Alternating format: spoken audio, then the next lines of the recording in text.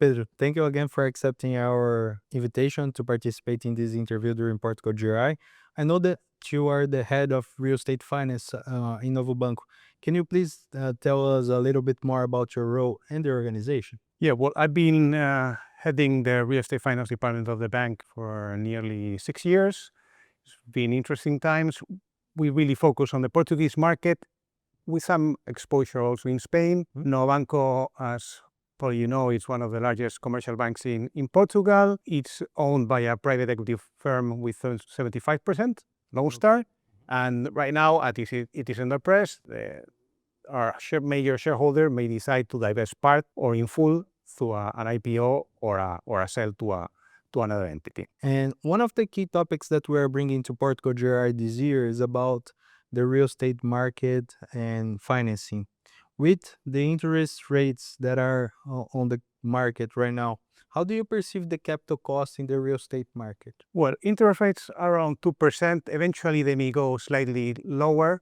I think that's a healthy sign to have them around these 2%. I believe that having them negative rate is not healthy.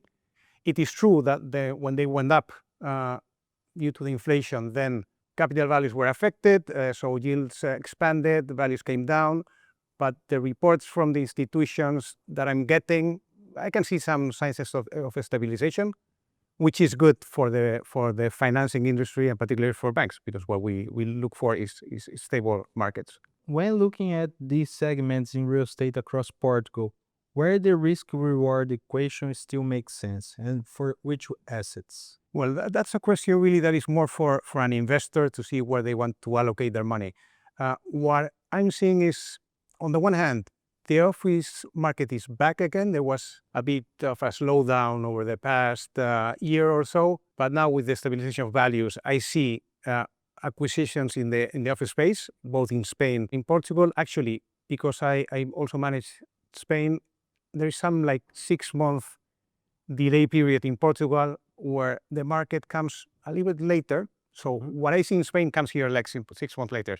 And we are seeing acquisition of offices here as well. I believe there is good opportunities for some asset classes to convert into ESG green assets, particularly also in the office space, because many offices are decentralized, not properly updated with green certificates, and sadly many of these sponsors or equity providers at the time, they don't have the means to put more money.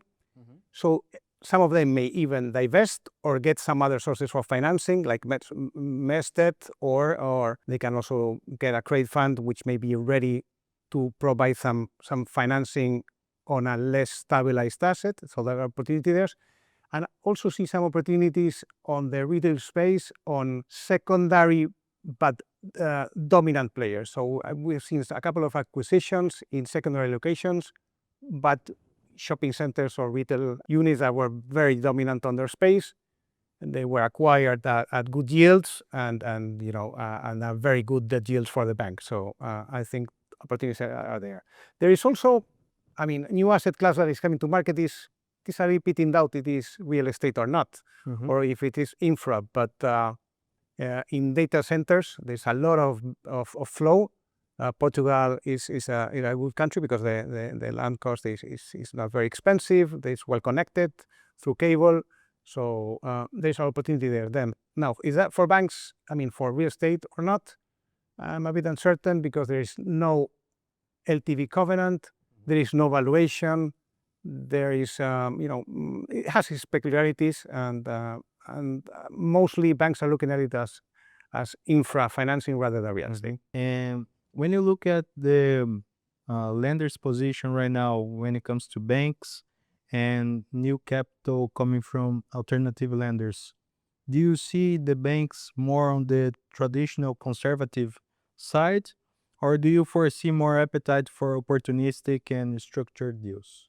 Well, look, I think banks are conservative by nature, particularly if any given bank has suffered as we have. So I think our credit committees are conservative, but are flexible, okay? Banks are very much regulated, and they need to comply with the regulation, they need to comply with the internal risk policies, and you cannot move too much from that, okay? But within those parameters, I think we're being flexible. We are doing financings with pretty much bullet quasi or large balloon structures. What I think that the clients want from us is that we have the capacity to execute the term sheet or the indicative term sheets that we put on the table, and we can do so in a timely manner. If everything works within those parameters, I think we are pretty agile, okay? But obviously there are certain things we cannot do. We cannot go with LTVs above 75%, 80%. We cannot take certain speculative risk. We cannot take licensing risk.